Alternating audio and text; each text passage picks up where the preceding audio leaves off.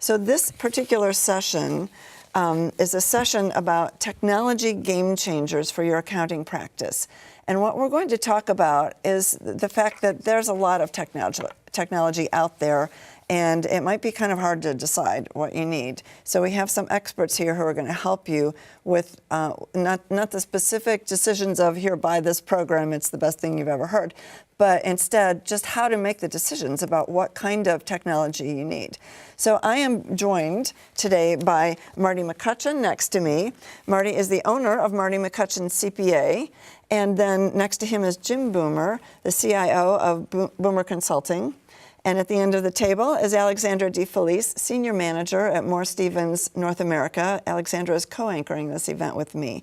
So in this session, we want to talk about technology, in particular, how it relates to small accounting firms. And it seems that we are awash with technology. We're being hit from every side with new gadgets and apps and software programs and hardware that we need and wearable technology, and it's kind of endless and exciting and fascinating and scary all at once. And so my question is, what's the small practitioner to do? How do you sort through all the muddle, and how do you start deciding what you need to make your practice a success?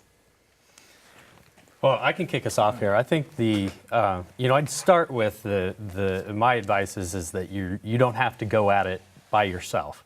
There's lots of other people in the same boat that you are. Some that are further down the path than maybe you are. Some are going to be behind you.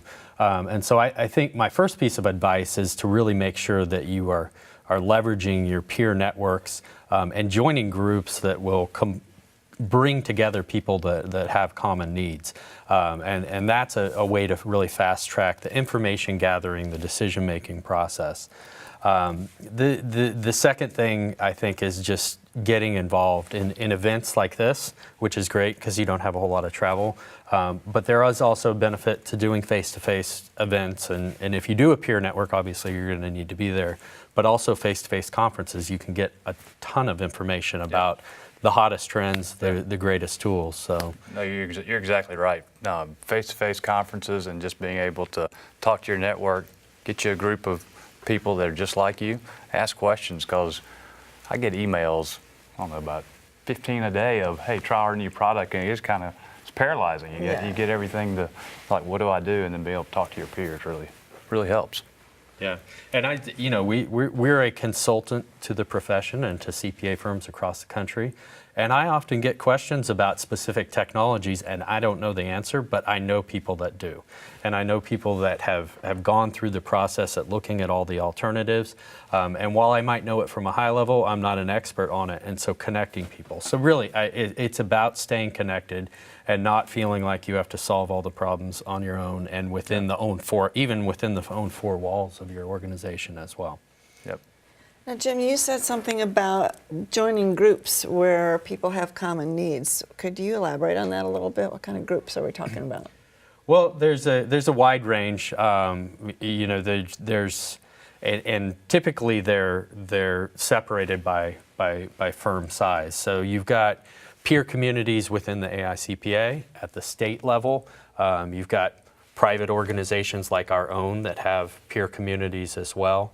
But it's really about finding what is your pain point. And so with our groups, there's either internal technology or people that get together about delivering new services with the advances in technology.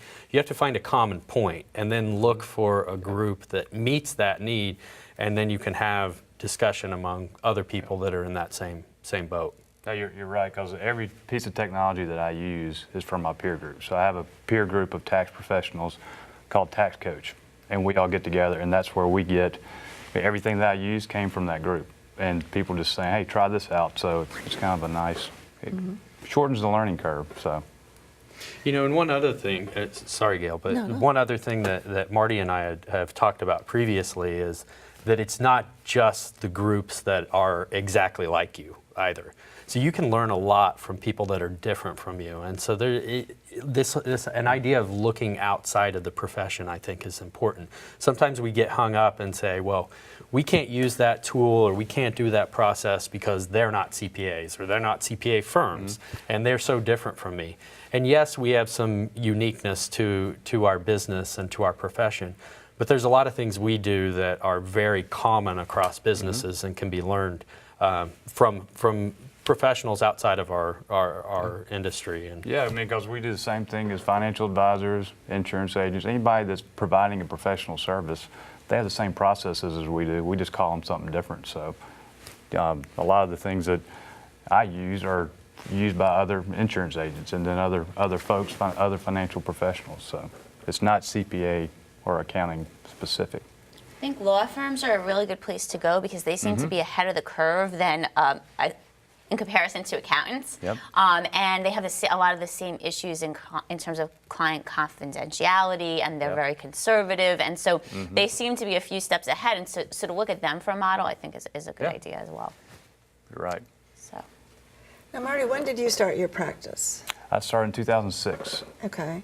So when you started, did you have basically a clean slate and you could just pick anything Yes. you wanted? Yes, Excel is my friend. Yeah. So I did everything on Excel. I mean, because I would look at all the technologies out there, and I mean, obviously there weren't as many back then, but I was just kind of paralyzed and didn't know exactly. So I was like, hey, I know how to use Excel. I'm an accountant, so Right. I use Excel for a lot of my processes and things of that nature. I suspect there are still a lot of people who do that. Probably, unfortunately. So how did you start down the path of making choices of things that you would use to improve your practice? So I started looking outside the profession and seeing what's out there. And one of the things, I looked at Salesforce and I said, how can I make that work? And I got so bogged down with trying to make that work. I said, time out, I can't do this. And I don't need something as robust as that to help me with my processes. So I just started talking to peers and asking them, what do you use? And just talking with them, and I took some of the things I liked, some of the things I didn't, and just trial and error. I've tried a lot of different processes and they didn't work, and just kind of evolve from there. Now, you mentioned Salesforce. That's pretty interesting because I think a lot of accountants don't normally think in terms of acquiring a CRM type package because that's for salespeople, right? Right. And we're accountants, we don't sell. Yeah. So what was that experience like, and what should accountants be thinking of if they're thinking of going down the path of CRM software? Well, I mean, the good thing is we all have a process. We have to, and like you say, hey, everybody thinks we're accountants. We do tax returns, we do audits or compilations and stuff. That's a process, but to feed your firm, you got to sell, and that's a process as well. So that's one thing I looked at is when I looked at Salesforce, yeah, we do all these other processes, but it's a little too robust for us. But I mean, it's just about, hey, tracking everything and holding yourself accountable with some sort of system. And I mean, like I said, I was doing it with Excel and just had a little sheet that said, here's everything I need to do, and then looking for something that was easy to implement and I'd actually use, because you know, it's hard to change from Excel to something else, so sometimes. Jim, what's your experience been with CRM packages? Well, I think the first step is to get people over the hump of feeling like CRM is all about just managing my contacts. I often get, well, we have everything right there in Outlook, and I keep track of all of my communications, but there's no transparency across the firm. So you're basically siloed groups of clients, and you don't really have a team approach there. So you have to get them over the fact that it's not just about managing contacts, and it's all those things that Marty was just talking about, the process, not just selling. When you finish selling, then there's a delivery stage, and CRM and elements of project management are important to take it from the sale to the engagement delivery. And when you're done with an engagement, you're not done there. That's your opportunity during and at the end to start the selling process all over. So it's a continuous cycle, and I think it's that shifting that mindset that this is bigger than just keeping all of my contacts in one place. Yep. CRM is something that accounting firms have struggled with for years, and they're tearing one thing apart and putting in another thing, and Salesforce is in the high ends of this, so most of the people on this live streaming event, probably it wouldn't apply to them. They Right. would use something smaller. But it's all about data entry, right? And it's getting the people to dirty data in, dirty data out. If no data in, no data out, right? Yep. So you know what? If they use it in Outlook, great. They're actually putting the information in Outlook versus some people aren't even doing that. So there's a lot of tools out there that integrate with Outlook that work well because you're not having to retrain them to use something different. But I find that some of the successful ones are they're just giving the information to their admin to put it in because they're just not wanting to do the data entry. Yeah. No, you're exactly right. And finding something that's integrated. And one of the things that we did is we tried to not get paralyzed with this whole CRM deal and try to have a one-stop piece of software. So we actually have, and this isn't technically the best way to do it, but we have separate systems that manage different processes. So we have a separate software for our pipeline and for our managing our leads. And then I have a different system that is for operations. And then I have another one for doing my email marketing. Now, you're supposed to have all that linked in. But for us, it wasn't worth trying to find something that could do all that. We just figured we got all these different processes, and I know that's not best practice, but for a smaller firm, it works. And it's down the road, yeah, we might want to integrate everything, but right now we break up our processes and we try to link it with Outlook and things of that nature, but we haven't figured out to get rid of all the data entry. So. Yeah, and as we talked about earlier, you're kind of refining your processes Yeah. and really nailing them down before Yeah. you make that investment. It's not just money. I mean, you Yeah. hit it. It's a behavioral change, and there's a huge change management effort that takes place. So you got quite the investment, and until you have your process down of this is how we as an organization work, and the best way that we can keep track of all of this sales engagement, upselling, cross-selling, all those things, you probably don't want to make that huge investment yet. And we shared our experiences of getting there, and Marty talked about starting to look at the individual components, and once he's there, then he'll go with the big CRM. Yep. At Boomer Consulting, we kind of did the opposite. We started with the other top-end one besides Salesforce, Microsoft's Dynamics CRM. And it was almost overblown for what we needed, but we lived there and we figured out our processes. And then once we knew how we worked, then we went out and looked for a tool that fit the way we worked and were able to really make a informed decision rather than buy something and try to, jam it down people's throats to use it. And the best way is kind of like one process at a time. Just conquer that process and then get it integrated into your firm and then go to the next one. And it might take 18, 24 months to get all those processes in there. And then, like you say, once you define your process, then you can go to this large CRM that can do everything. It's integrated. But until you really know what your process is, it's kind of difficult. I think that's what hurts a lot of people when they get paralyzed with this choice.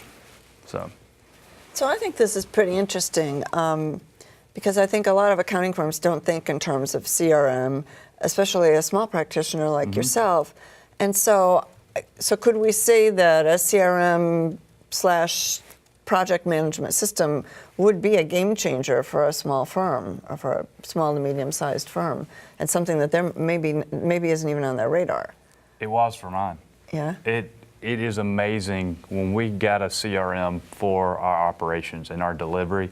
It completely changed the way we deliver, the timeliness, the quality. I slept better because I didn't wake up in the middle of the night going, oh man, did I forget something? And I mean, it was hard to get it set up, but it's so worth it. And then what it allows me to do is organize my day a lot better. And then so you got to sell to grow, and then that now gives me more time to go out and bring in more business. So it allows us to grow and add more employees and things of that nature. So it's a game changer. So what else? What other kind of software is perhaps not on the average accountant's radar that could really make a difference in their practice? You know, one thing that I use that I just started using, think called Time Tracker, and it's an appointment tracker. So what I do is I send this out to all my clients whenever for instance, like end of the last quarter, we do a lot of end of the year tax planning, and we want to get those appointments set up. And instead of sending them an email or calling them up and say, hey, when can you meet? I just send them a link to this calendar, and then they just pick when they want to. So, and then I do that for each quarter, and then I'll do it for first quarter when it's time to have the meeting after the tax return. Then we do the planning throughout the year. Just have different, and then also with the referral sources, I have a separate appointment for breakfast and lunches, and I'll send that out. Hey, if anybody wants to, hey, you want to go eat breakfast or have lunch to network, I just send them a link, say, hey, whenever you can do it, there's my availability. It's nice. That is nice. It is. It stops the ping pong back and forth of when you can meet, when you can't meet. So Cool. And I got that not from CPA. That was out of another financial services deal. So. What else? What kind of things have you guys seen that that's a little bit off the beaten path of accounting? Well, I don't know that it's off the beaten path, but I think it's something very important that firms of all sizes need to be paying attention to, and that's the mobile aspect. And I know in some of the other sessions earlier today, that's been touched upon in different ways, especially with the expense reporting session. But if you think about it in our personal lives, more and more everybody is tethered to these devices, and they are looking for ways to interact real time with whether I'm in front of my tablet, my PC, or my smartphone.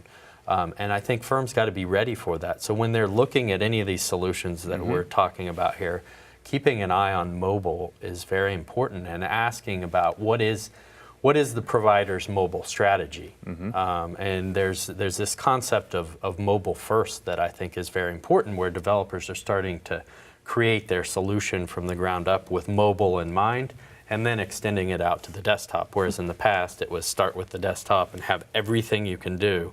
Now, how do I get that down to a mobile device? So there's a lot in there, but mobile in general, you got to be up to speed on. You know, and CCH and Thompson, who are, you know, obviously the biggest shops for accounting firms, they've struggled with this because they're the ones that started, you know, at your desk and have been going for 10 years trying to figure out how am I going to get mobile. And it's slow but steady progress. But the thing is, they really want to listen to the accountants. They want to hear, like, this is what I want to do mobily versus this is what I don't necessarily want to prepare a tax return on my phone. But this would be great if I could, you know, check X, Y, and Z. I had a point, and oh yes, mobile, because I don't want to just talk about today about things, software and technology. I want to talk about policies. I want to talk about theory. So bring your own device is a big thing, BYOD, that's been in these conferences. We're hearing about it all the time. People don't necessarily want to do what it used to be, where the firm issues them a BlackBerry, used to be then, or a phone or whatever it is, and this is what they have to use. They don't want to be carrying that plus their own, but then there's all these worries about, you know, you're taking your phone with the firm's data outside. What do you see best practices in the boomer circles that are going on right now? Well, I think certainly the BYO craze is here, and it's not just devices, it's not just smartphones, it's happening at the application level. So there's this whole idea of bring your own cloud or bring your own application. So if you think things like Evernote or different task management tools that people start to use to manage their personal life, and then all of a sudden they say, why can't I have that in my job? And all of a sudden they're putting all of this information in there, and it's not until much later that IT finds out about it, rather than IT saying, here's what you're going to use, here's your list of approved sets, tools. So I think the best practice is to, one, accept and embrace that this is going to happen.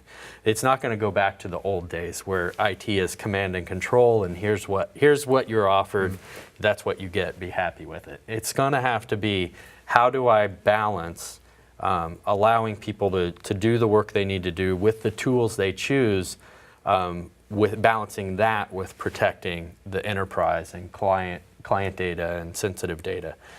So that's one thing. More and more firms are using mobile device management tools to be able to separate out the personal side and the business side, so that if they left, a device was stolen, they could wipe the whole thing or wipe just the business side of things. So that's just a couple things. Yeah, I mean, because we do it with just using everything on the cloud. So that way we can just change passwords. might not be the best way to do it, but that's how we're doing it, because everybody uses their own device. I use a Mac, some people use a PC. I don't really care what they use, and they bring their computers that, like you say, they don't want to have 2 laptops. So we let them use their own, and we just use everything. Everything we do has to be on the cloud or hosted somewhere before we use it, and that's how we kind of manage that situation. This app thing is a really interesting topic, though, because that's And it's such a great place to stop.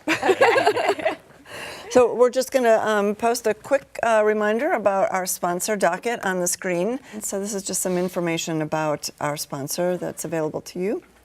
So yeah, let's talk about apps and what that means to accountants. And it's not just all, playing games and, having a GPS to get you to the nearest Starbucks. It's funny, we were talking about the apps earlier, and that making sure the application or the program is mobile ready or mobile friendly. A lot of times the app doesn't quite cut it. You rather just go straight to the site, and that's one of the things that we were talking about. Some of them, and that's not a deal breaker, at least for me and my firm. Some of them, the software is great, it's mobile friendly, and they send you an app or say download this app, and it's just not very good. Yeah. But it's not a deal breaker as long as I can get to it on our phone. We're fine with it. But what are you seeing?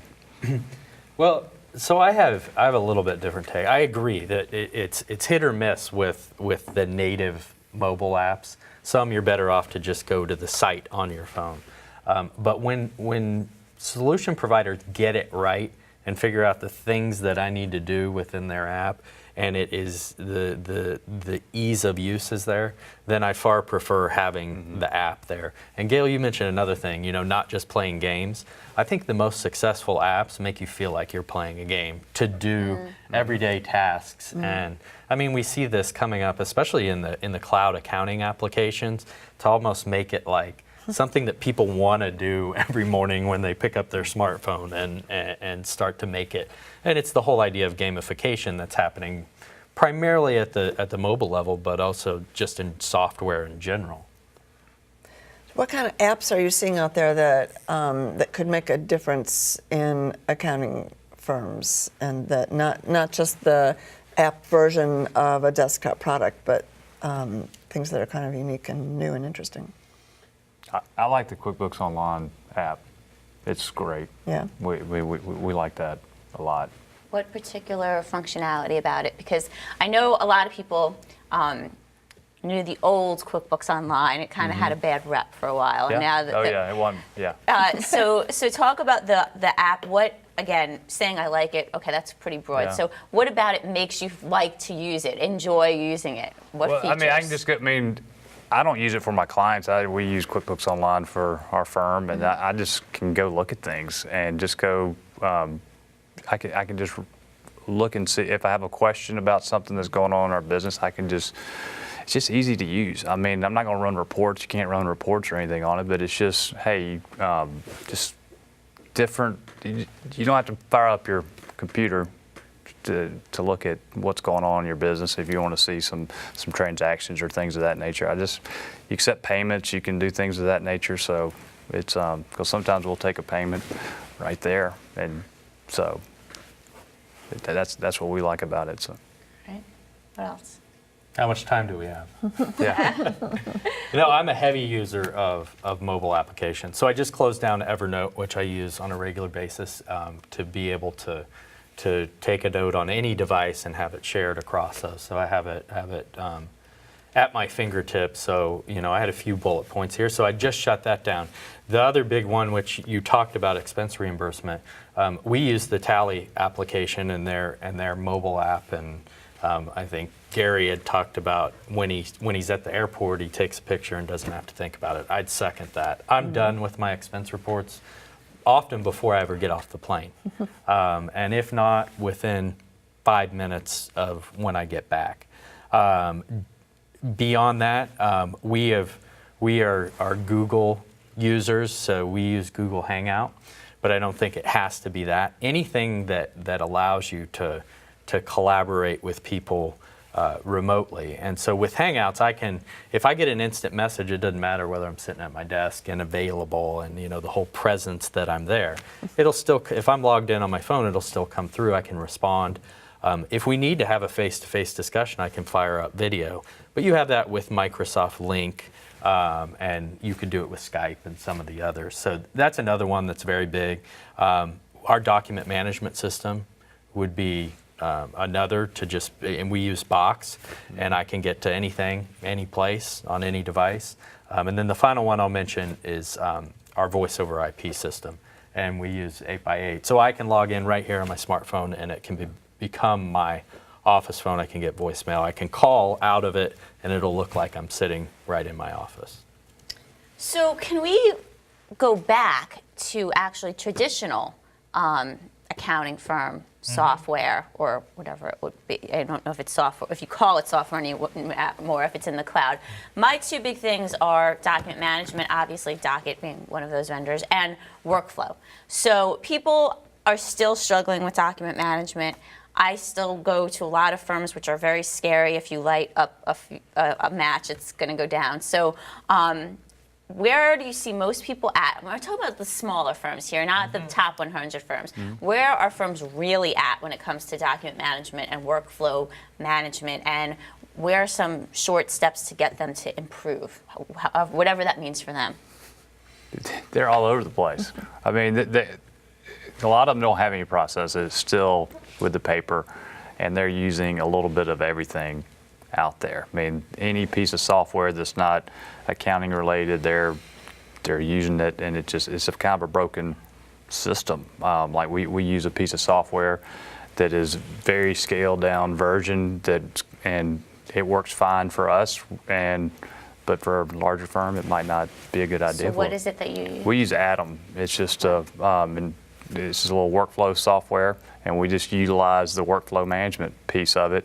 It does a lot of other things, but it was a good value for us just to manage our workflow of our operations and get our tax and accounting processes and the things that we do in-house to produce our final product. It's been, like I was telling Gail earlier, it's been a game changer for us and allows us to really streamline our process. But there's a bunch of other ones that I checked out and it's like, you know what, I don't think this is quite right for us. So, but I think they're probably all over the board. I agree with you. A lot of the clients we work with are a little further along in the document management process, but I'd say from a wider scale, it is across the board. I'll tell you one thing that's a bit of a challenge is we've got a lot of our historical tools within our profession are focused on compliance-based work, which is really very, very important still. But as we see more and more trend towards, and the market calling for real-time data and real-time sharing of data and documents, they're used to, and I'm going back to kind of the topic I touched on earlier of the end user driving what the technology is. But you start to get these things like Box and Dropbox, and the clients are saying, here's how I choose to share it with you. And IT's pushing back and saying, we can't use that, that's not secure. And there's pushback from that end, and they're trying to get the client to use the tools that they're using internally with the firm. And sometimes it's a big struggle that we see. We got Dropbox just because our clients, we had enough of them that said that's what we use. Like, okay, we'll start using it too, and that's where they want to give us. That's where we get a lot of their data. It initially goes there. We take it out of there, but that's where we used it because our clients pretty much demanded it, and so. I'm going to put up a polling question here to gauge the audience in terms of what they feel their best technology investment has been for the year. I'm going to just put that number up, and we can continue the conversation after that. But it's just so that way maybe we can get some good ideas. This is a simple one. If you were on some of the calls earlier today, there was a lot of options. But all you have to do, this is an open-ended question. It's not a choice. What's your best technology investment or your best app, however you want to participate in the conversation. your best technology investment for the year. Either text your answers to 22333 or send them to @poll using this number here, 693094. And just let us know what you're investing in, and then we'll share some of those on the air. Cool. What's the name of that app you just used? That is Poll. That's actually called Poll Everywhere.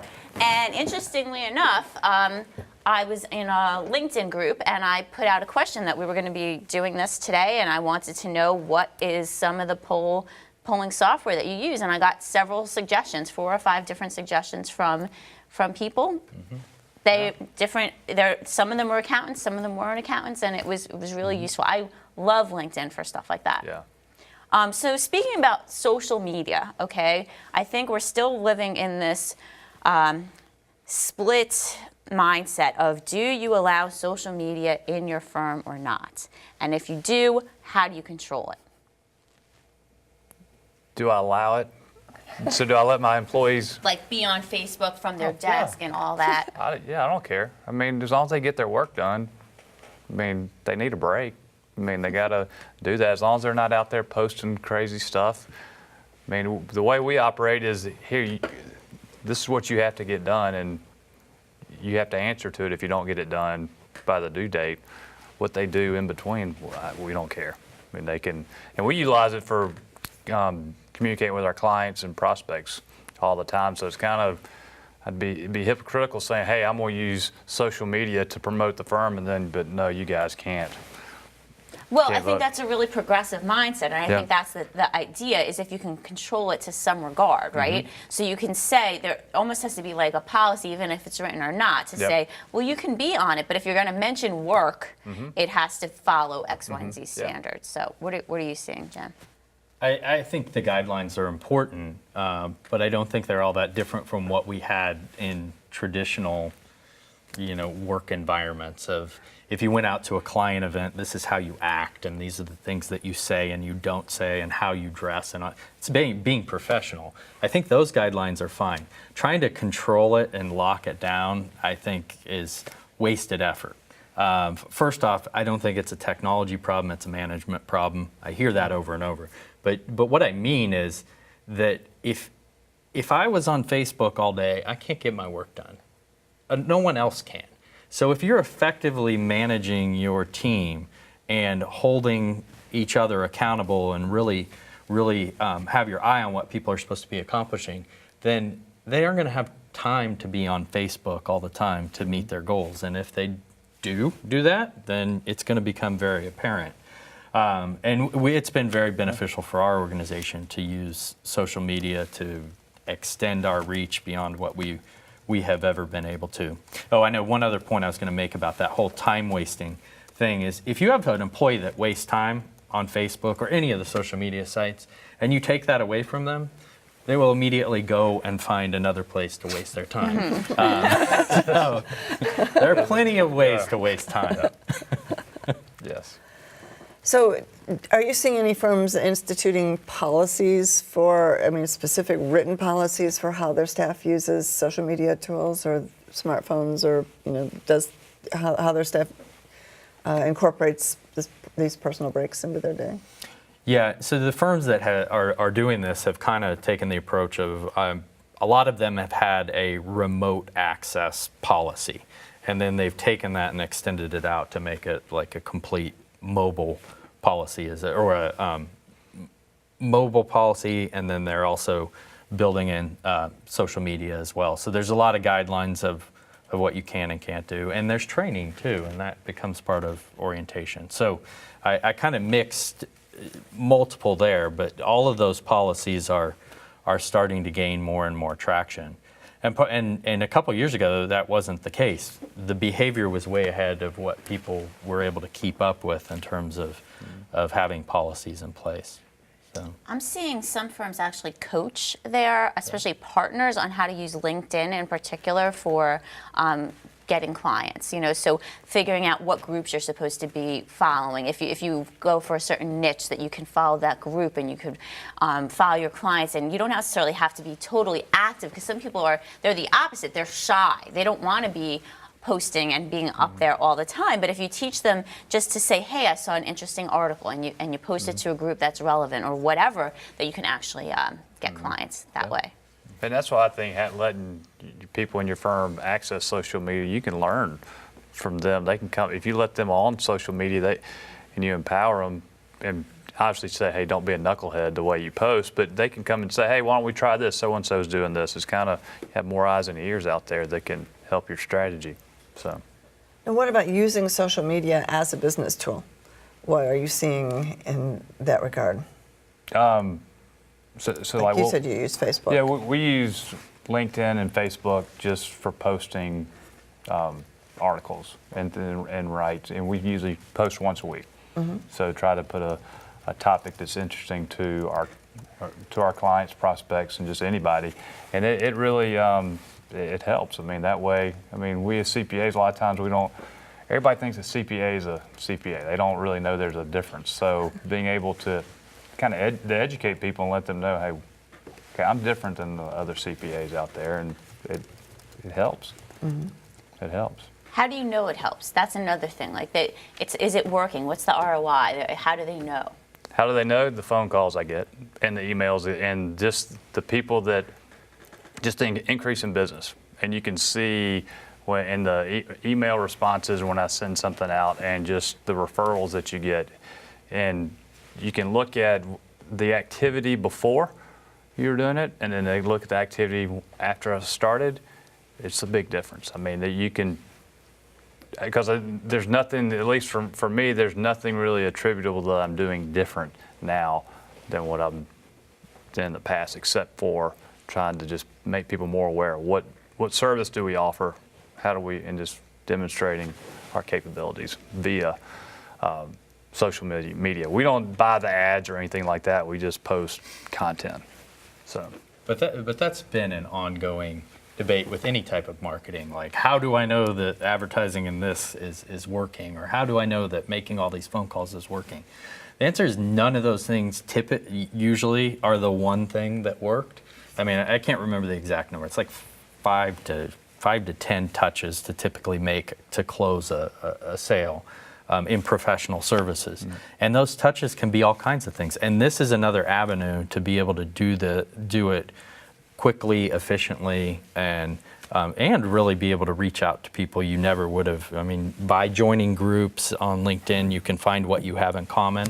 And it's not a replacement for tried and true networking methods, and it's a complement to it. And so I think the people that most effectively use these tools like LinkedIn and Facebook and Twitter are making some kind of connection with people that they have some plan further down the road that I'm going to make a face-to-face connection. Now I'm not coming up cold and introducing myself and go through the awkward situation. We can have that awkward situation apart, through social media, and have it be a little bit more of a warm introduction. And I think we're going to be speaking about that at the next session, more about the marketing and using new tools to network. Let's take a quick break with another message from our sponsor, Docket. So we've got some Docket information here. So let's talk a little bit about gadgets. Are there fun things out there that aren't just fun, but that are actually going to make a difference in the way accountants do their business? It might not be a gadget, but it's just another software program. DocuSign, we use that instead, like for all our engagement letters, we use that. It's a nice, just electronic signature. I know there's other products out there, but it's just a nice way to be a part of a workflow and make sure, all your engagement letters are signed, everything that you need signed from a client. It's easy for them to sign. They don't have to mail it to you. Everything's paperless. They just click the button, and then once they sign it, it comes right back to you. You pull it out and put it in your document management, and it's just nice. It's easy to, you're not chasing down paper. So that's been a very useful game changer. It's a useful tool. Yeah. What have you seen, Jim?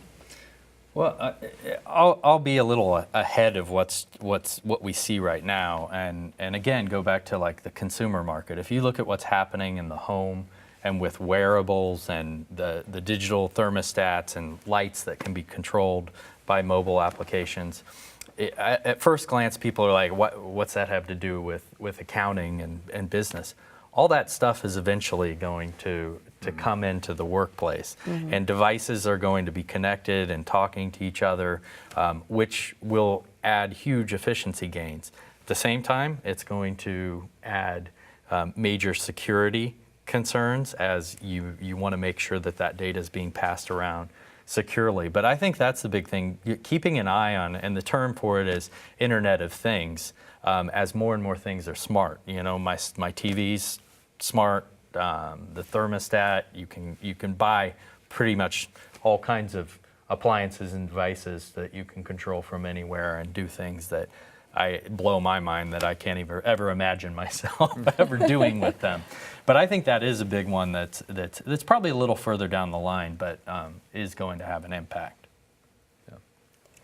Do you want to grab our poll results? I got only a couple of responses, but I got working on getting XCM up and running, which is a workflow management tool, and the iPad.